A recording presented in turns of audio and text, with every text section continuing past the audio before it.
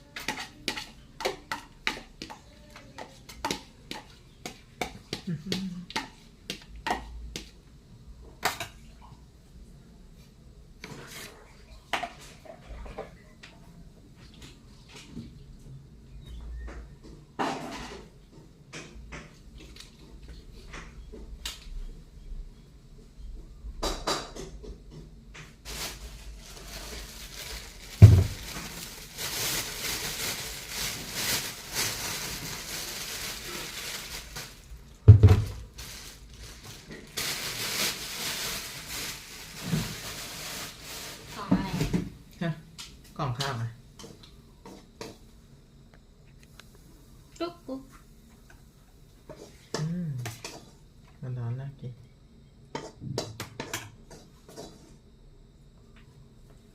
อุ้ยยศ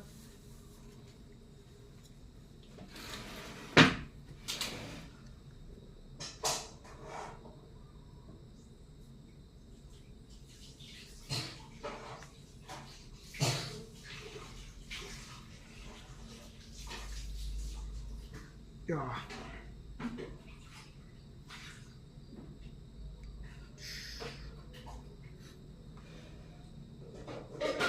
โอเค thank you เสียงคนร้องเพลงเหรอ นะเราก็นึกว่าเชียร์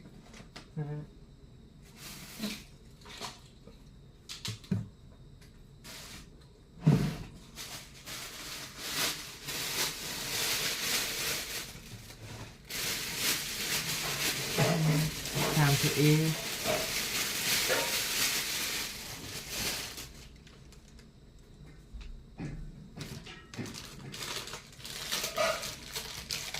ไม่ร้านชาไม่ missing ร้านชา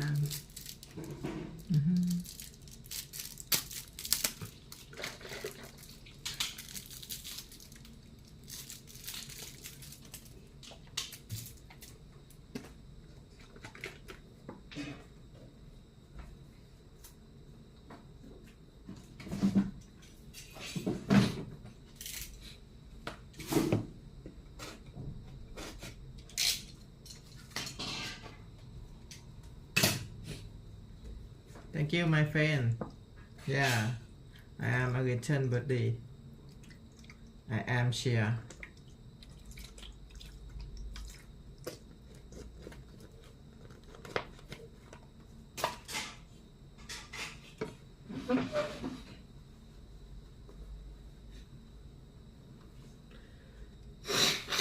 Oh.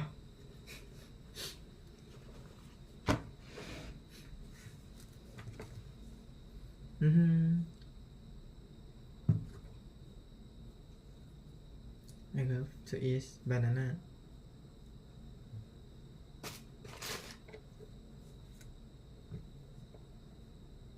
Yeah.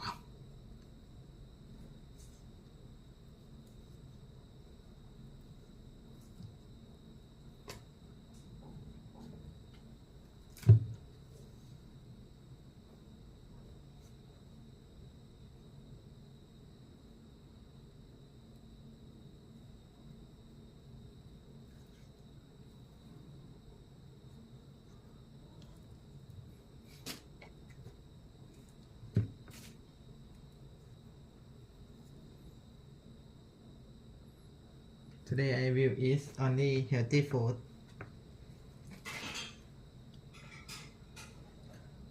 Two a bunch of banana.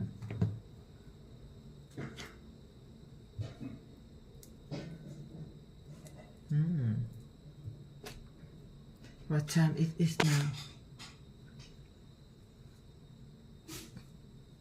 1 p.m.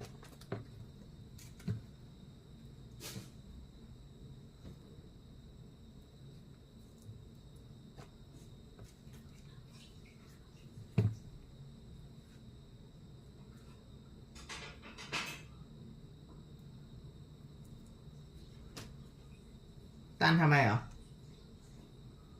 เพิ่มน้ำร้อน อ๋อชาเขียวเหรอ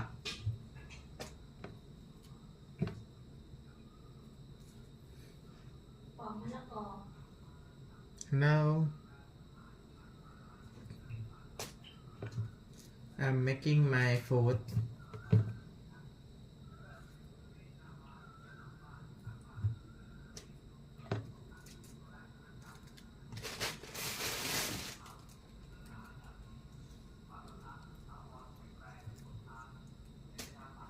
called is nutty pudding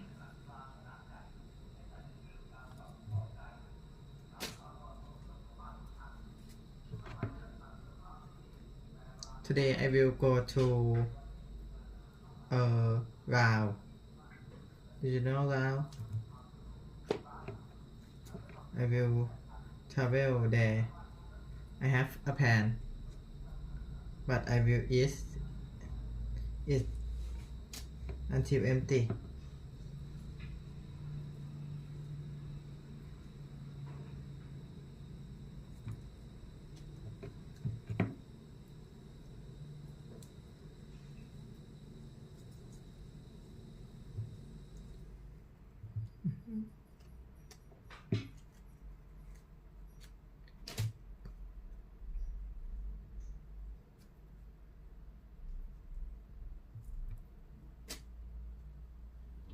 นี่ทำไมอ่ะก็นำมา เยอะ สิ เดี๋ นะ ยวก็กินไม่หมด ก็เนี่ยมันใกล้ไอ้นี้แล้วมันดำแล้ว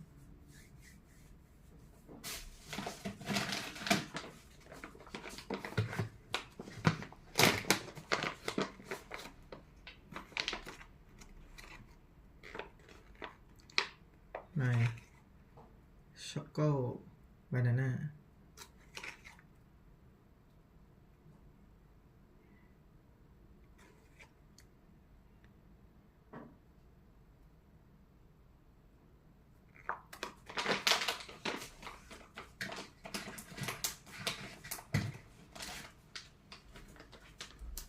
and then push this called golden flax seeds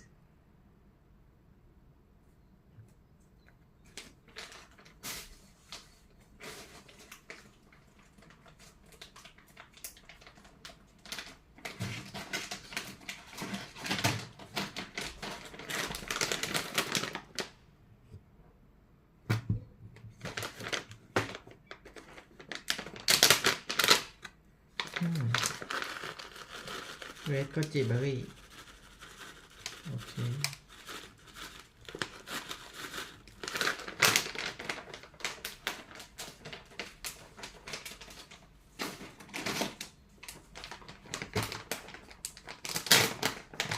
and this is called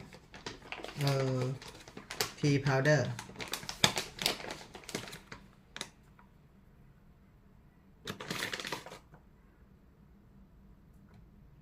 oh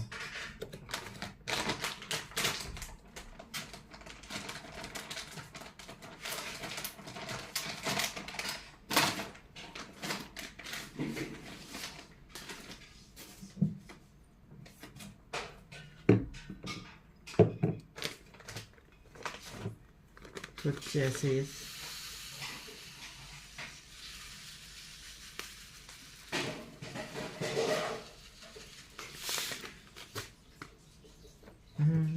This is called my super veggie. It have raspberry and egg and pumpkin, broccoli, shiitake, cauliflower and papaya salad. This is called nutty pudding. ไม่ไหว อะไรอ่ะอ๋อ olive oil okay this is called super longevity diet today I will eat healthy foods only healthy food not have processed food apple cider vinegar for tasty good and then cumin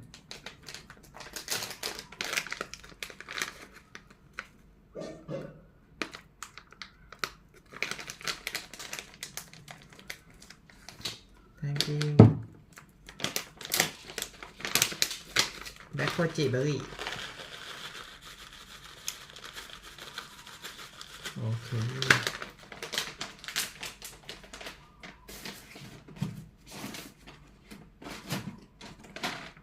and nut vegetable fruit and nut almond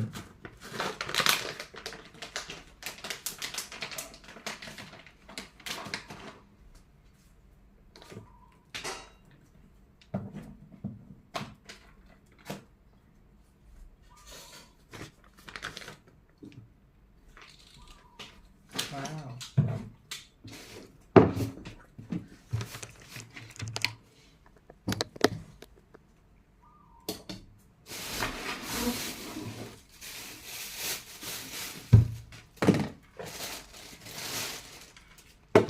ไม่ต้องไปให้หนาก่อน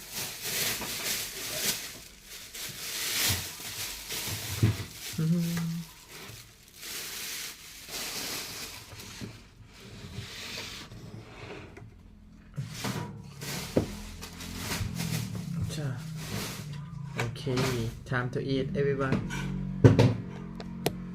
Amazing time. I wait for this time a long time.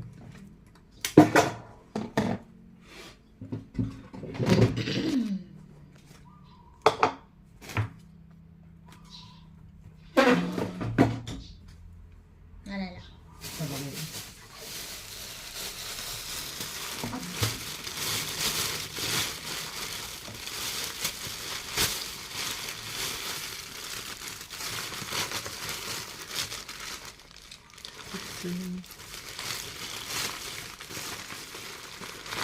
แค่ออกมาจากช่องพิมพ์เมื่อกี้ไม่ใช่เหรอ อืม น้ำแข็งโค้กเลยอะ ใช่เหรอ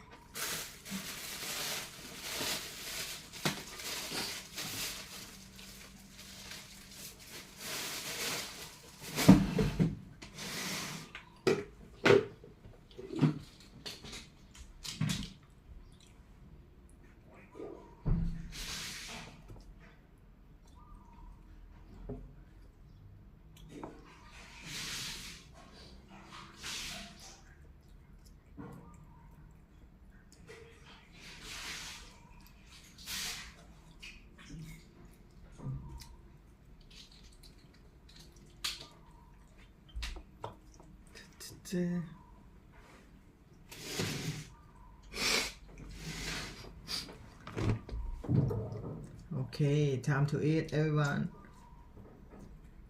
Yeah.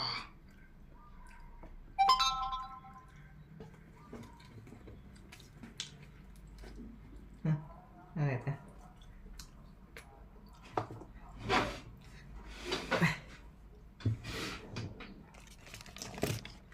มองเมื่อไหร่จะกิน น่ะ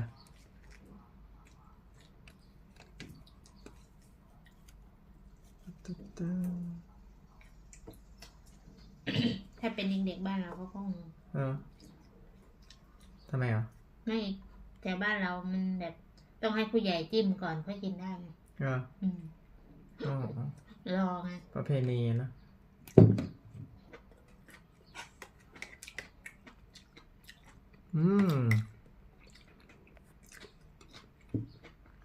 หัว โอ้ยครบ24 ชั่วโมงแล้วมั้งเรา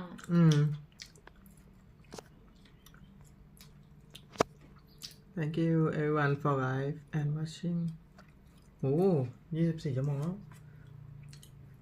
อ้าวทำไมมี2 ช้อนสตรอเบอรี่ปะ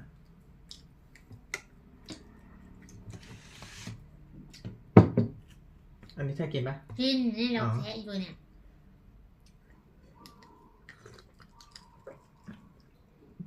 มาชากินเทน everyone เอาไปให้หมาคือเดี๋ยวกระดูกคาคอหมาอีกข้าวเลย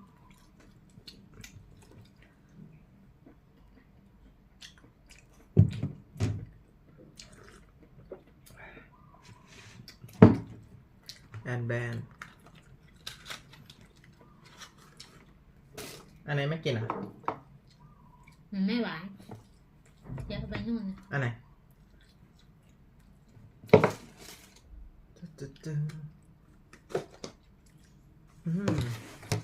เดี๋ยวไม่ค่อยกินมะละกอเนี่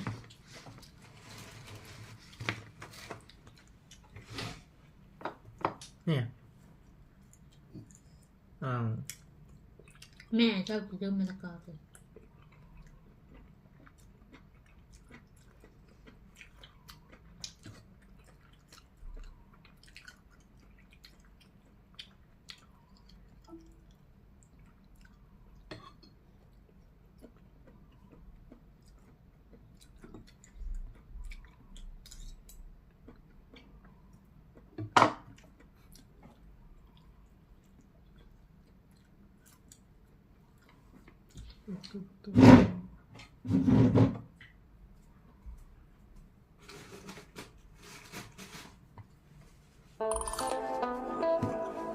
So, DeepSeek has been grabbing headlines for a couple of reasons. First, they just released a new multimodal AI model family called Janus Pro. This model supposedly beats OpenAI's DALL-E 3 and some other big names like Pixar Alpha and Emu 3 Gen on benchmarks like GenEval and DPG Bench. If you know anything about AI benchmarks, you know those are important for measuring how good models are at tasks like image generation and image understanding. And here's the kicker. The biggest version of Janus Pro, known as Janus Pro 7B, seems to outperform those well-known models, at least according to DeepSeek's own internal tests. Now, just days before releasing Janus Pro, DeepSeek made headlines with their R1 language model. That's the one that got people worked up because it apparently matched O1's performance. But, get this. While costing only around $5 or $6 million to develop, compare that to the billions that big AI labs in Silicon Valley are spending. It's no wonder the entire industry started wondering, are we all overpaying for AI development? Could the next big breakthroughs be coming from smaller outfits with fresh ideas on how to train these systems? Since DeepSeek is based in Hangzhou, China, you can imagine the political and economic angles here. There's talk about how U.S. export controls on advanced chips, particularly from NVIDIA, are meant to slow down Chinese AI progress. Yet DeepSeek claims they used NVIDIA's H800 chips for training, which are technically less powerful than the super high-end chips blocked by the U.S. But they still achieved O1-like results. That's a huge statement that calls into question all these big expensive strategies used by American labs. Let's pause to address a little fiasco that happened recently.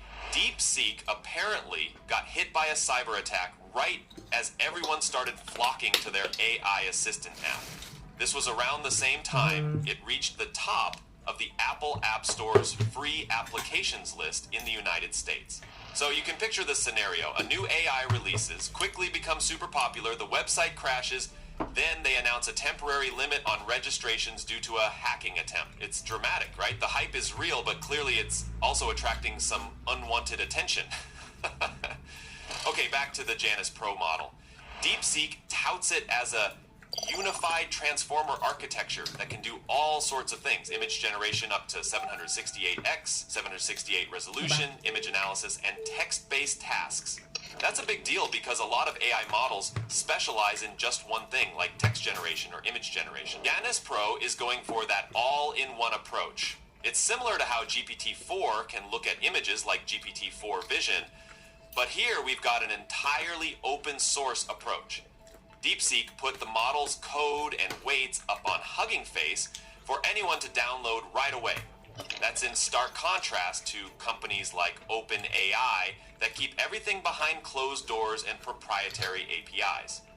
Now, how good is Janus Pro really? The model is offered in different sizes, from 1 billion parameters all the way up to 7 billion. The 7B version is the flagship, and apparently the one that competes with DALL-E 3. The user community has tested it in a bunch of ways. For example, people tried analyzing images with Janus Pro to see how accurately it could describe objects, relationships between them, and any implied meanings. It did well at describing straightforward things, like the position of objects or their appearance, but it kind of fell short when deeper reasoning was required. Think about an illustration meant to convey a metaphor. Janus Pro basically gave a literal description, but didn't interpret the symbolic message. GPT-4 Vision, on the other hand, was able to pick up the deeper meaning. On the image generation side, Janus Pro can produce decent images, but might struggle in certain areas like overall sharpness or artistic flair, compared to specialized state-of-the-art image models that are constantly being fine-tuned by huge communities like Stable Diffusion's various fine-tunes. Janus Pro's advantage seems to be versatility more than absolutely top-tier visuals. One interesting test. Someone prompted Janus Pro and standard SDXL for a cute baby fox in an autumn scene, and Janus Pro did nail the baby part better. But SDXL gave a crisper, more detailed image. So it's a trade-off. Janus Pro was more faithful to the prompt, while SDXL was better at generating a polished look. A crucial point is that DeepSeek's approach to open sourcing the model means the community can possibly fine-tune it to higher quality. We've seen that happen with other open source models. People out there can tinker, apply specialized data sets, improve the code, and basically push the model to new heights. DeepSeek's official space on Hugging Face is apparently not active yet, so some individuals have set up their own spaces to let others test Janus 7B.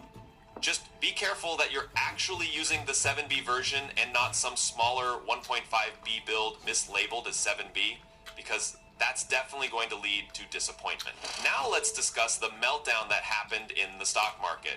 As soon as DeepSeek's success story became headline news, especially the part about building a GPT-4-like system with a fraction of the cost, tech stocks took a hit.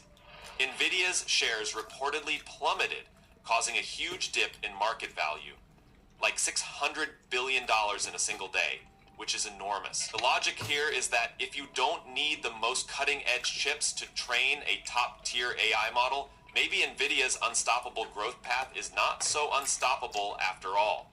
People started questioning whether the AI investment arms race is misguided if a Chinese startup can replicate results at a tenth of the usual cost. Sam Altman, CEO of OpenAI, chimed in on social media, basically saying he's impressed by DeepSeek's achievements, but that OpenAI plans to respond with even better models. He also said that if anything, they're going to invest more in computing resources. In other words, OpenAI is not backing down from its big spending approach.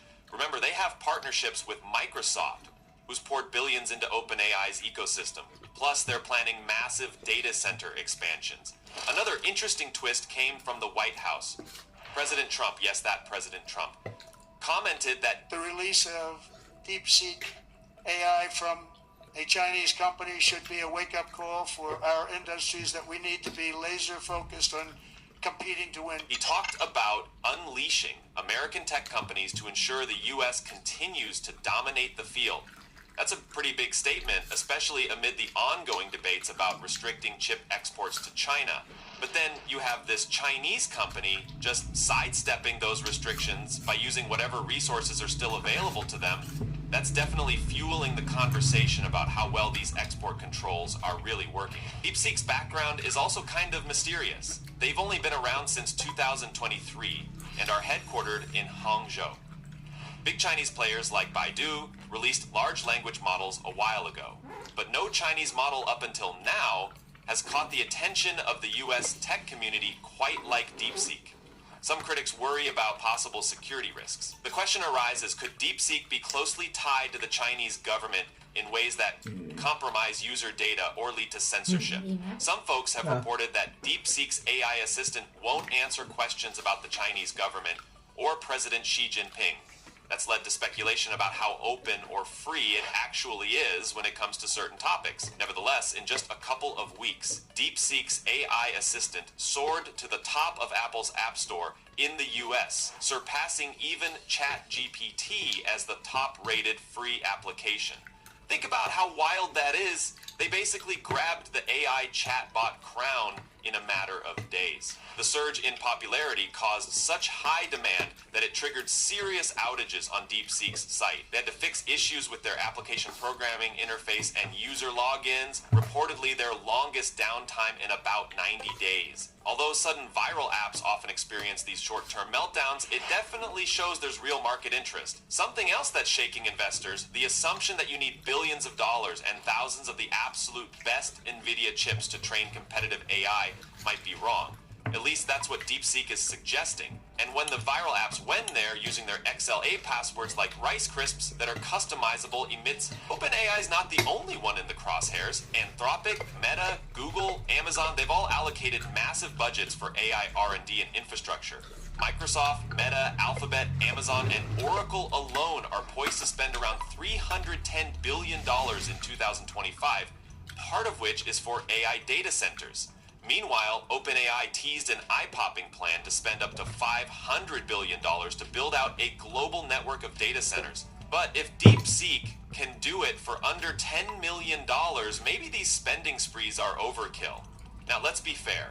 Some people doubt DeepSeek's numbers. The company said they only spent about $5.6 million on training their V3 model. Thank you. But that's just the final training pass. That might not reflect all the prior experiments and data curation that went into it. Still, even if the total cost was 2, 3, or 5 times that, it might still be significantly lower than what we hear from American tech giants. And that's a big question.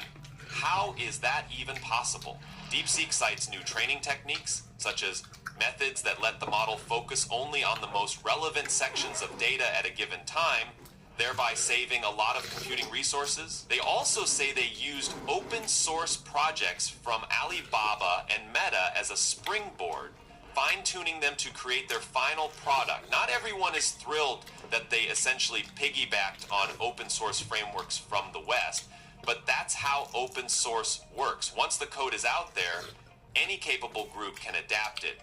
Within Meta, there's apparently some frustration. People are like, we have thousands of the world's best researchers and a ton of money, so how did we get beat to a big breakthrough by a smaller company with fewer resources?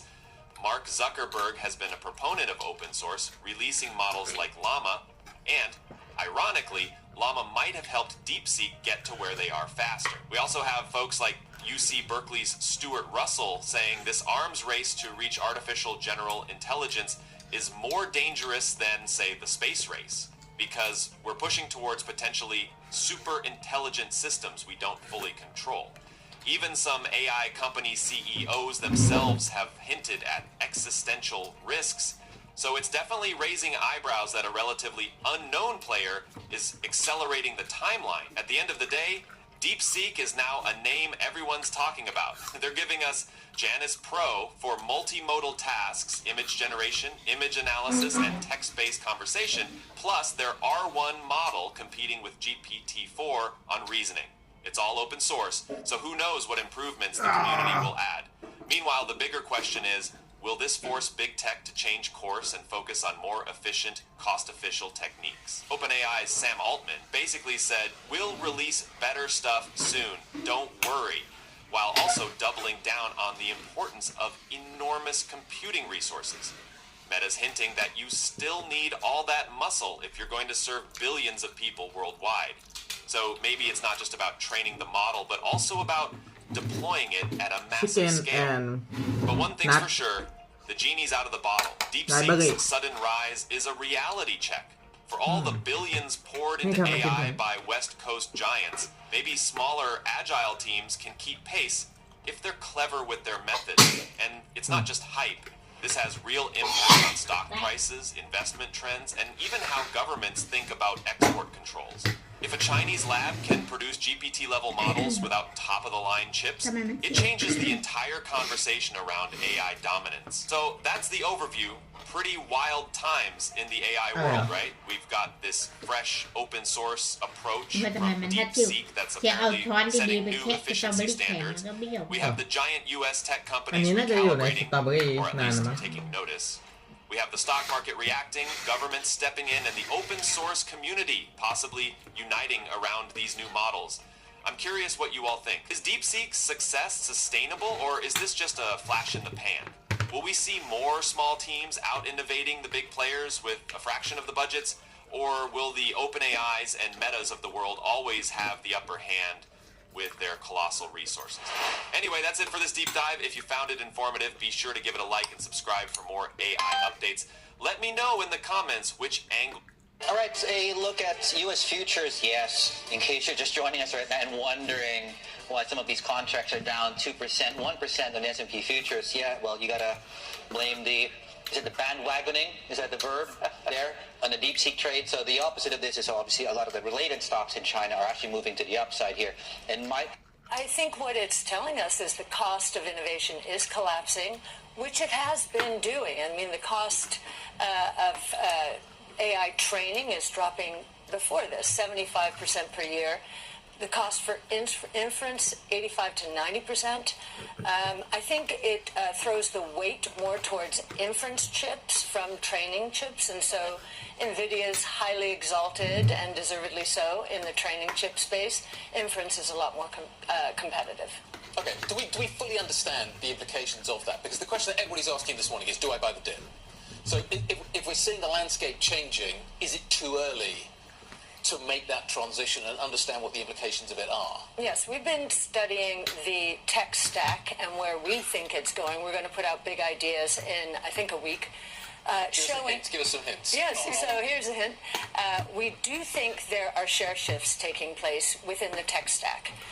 We think platform as a service, so think Palantir, is going to gain significant share. And this news yesterday, I think, highlights that, reinforces that. We think infrastructure as a service is going to stabilize the share. Software as a service will come down a share. However, I've said all of that. All of them will be growing rapidly. It's just how rapid. Mm. And Palantir, we should say, is one of your holdings, of course, a company you know very well, Kathy. So if inference is going to become cheaper, is this going to be a situation that drives more demand? We were talking about, is that where the positivity comes from? For the companies that don't train but do infer, yes. How positive is this going to be? It's going to be extremely positive. So those using AI, whether for productivity or other applications, are going to benefit. We think the two most profound use cases right now, besides increasing productivity for everyone, autonomous mobility, so think cars, drones, and so forth, and interestingly, the healthcare space. We think the convergence of various sequencing technologies, AI, and CRISPR gene editing, that convergence is going to cure more and more diseases over time. So these sound like huge positives for the businesses that are involved in that stream. What does it tell us about US tech overall? We had a conversation yesterday about whether this is some kind of end of US exceptionalism, and that might be in terms of stocks broadly, but in terms of the US tech sector, are we talking about that? Or is this just, the Sputnik moment that's been mentioned many times, a chance for the US now to catch up again? Yes, I think competition is great for the U.S., and DeepSeek is competition, no doubt about it. I'm hearing all of the titans, tech titans, speak of it glowingly. I don't think we know everything about it yet. So, no, I think competition is good for the United States. Lowering costs is great for the world. The collapse in the cost of innovation should help all regions of the world. I will say that new productive forces, which was Xi Jinping's new phrase, I think 18 months ago, seems to be showing through right now. Common prosperity was the previous one, and I still think that's in effect. That was more about margins. This is about innovation. So we're looking more closely at China now. I want to pick up on China in just a moment, but I want to go back to that point you make about cost of innovation collapsing specifically. That would almost lead to the fact that perhaps it brings down the barriers of entry for mid-cap tech firms or maybe people away from the hyperscalers. But you haven't seen that second level outside of the AI adopters really catch the same bid in the way you see Amazon or Microsoft or even Oracle catch up a little bit. What's the hiccup there if, as you say, the cost of innovation is collapsing? Why aren't some of these stocks reflecting that? Well, I think there's a big debate going on. And if you look at the second, third, and fourth quarter of last year, you look at the mega caps and the rest of the stocks in the S&P 500, you'll see mega caps in the second and the fourth did very well. And the smaller cap stocks did very well, much better than the mega caps in the third quarter. I think there's a little bit of a tug of war evolving here. And if we're right, the most massive concentration in the market in history, worse than the Depression, is probably going to give way to a broader-based bull market.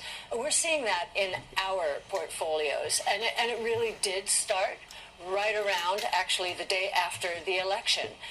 And I think one of the most important things is going to happen is regulations coming down. Even in AI, in the United States, their regulations started to intrude in a technology that is today where the internet was in the early 90s. We don't even know what we have yet.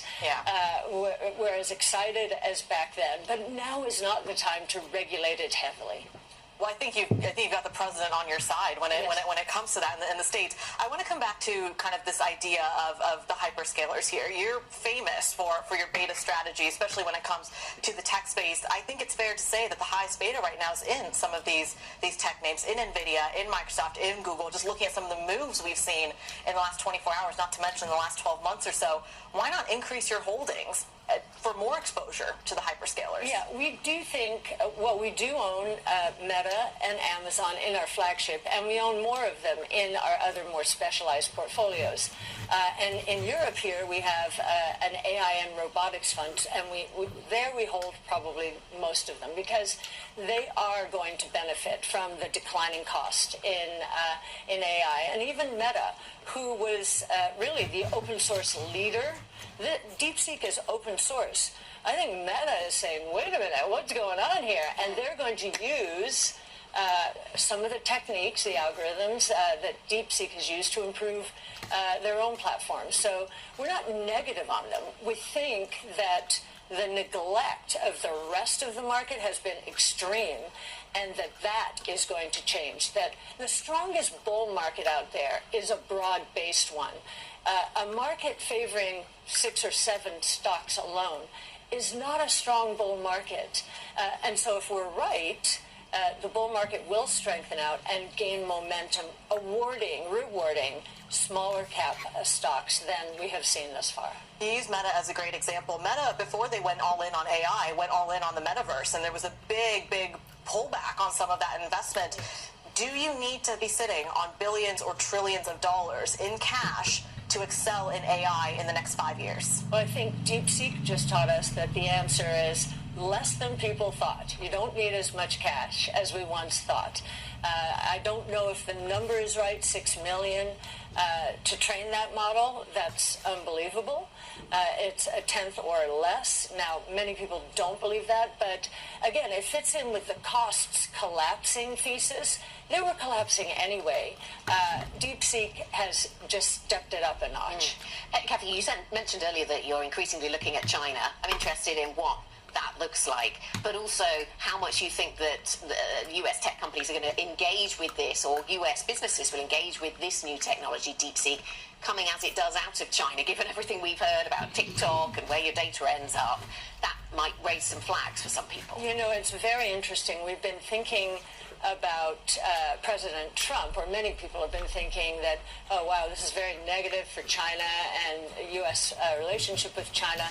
But there is another point in history that might be repeating to some extent here. It's called Nixon in China. Nixon did not trust China. He and everybody trusted Nixon because he did not trust China, and they knew he wouldn't lead us astray. I think the same thing is happening here with President Trump. And from a technology point of view, I think he likes the competition. And he actually did say, I believe yesterday, that, this just shows that even in the U.S., regulations, especially that executive order on AI, which he rescinded, probably has held us back. And now, let's go. Kathy, you talked a moment ago about the Great Depression and the concentration we saw going into the Great Depression and the number of single stocks. Do you think we get a smooth transition from that concentration to the broadening out of the market? That's not what the Great Depression taught us. It taught us that you get a collapse, and US consumer confidence and so many other things seem to be hinged on this stock market performance. Mm-hmm. Is it a smooth ride from concentration to diversification? How big a gap could there potentially be between one and the other? Yes, if you look back at the Depression, I'm not going to get all of these numbers right. What you'll see is the massive concentration took place until 1932. Yeah. At which point the market started broadening out. And small or mid-cap stocks back then way outperformed large-cap stocks. And it makes sense. They had been absolutely destroyed during the Depression, which was binary. Is this company going to survive or not? With output down 30%, GDP down 30%. It is surprising to me that we got to an even greater point of concentration than the Great Depression. It tells you that in an underlying sense, there was a lot of fear in the market and that investors were piling into cash-rich companies that, oh, by the way, had, a leg up perhaps in this new thing called AI. Now I think it's just going to broaden out. We're looking at a Bitcoin handle of about 103,000. Kathy, I want to bring you into this conversation. You've been a crypto bull for a very long time. Yes. You've also, prior to the break, talked a lot about deregulation under Donald Trump in the tech sector, but then also in the crypto sector as well. What has fundamentally changed since he's taken office when it comes to deregulation? I think we will get significant clarity in terms of regulation. We will get legislation as well. I think many more policymakers in Washington understand that this was a single vote issue for many voters, especially young voters. And so this is becoming much more of a bipartisan issue. And of course you have the executive branch also supporting it mightily, proposing that we include Bitcoin in Treasury Reserve. So you've got, I think we're going to have support of all three branches of government are going to be supportive, which is a big change. Well, it would be a big change. And I mean, are we really sure of that, I suppose, is the question, because Gary Gensler, the SEC, had a very different view of the risks and the retail investor protections that should be in place when it comes to crypto. There are surely a lot of people who still believe that's important. Well, I think he didn't understand that this is the next big wave of the Internet. This is the layer of the Internet that developers did not build in the early 90s because no one thought anyone would buy or use financial services on the Internet. I remember no one was going to give their credit card to the Internet, right? This is the next big wave, and it's a huge efficiency move for the financial services sector. So in terms of Bitcoin specifically, it is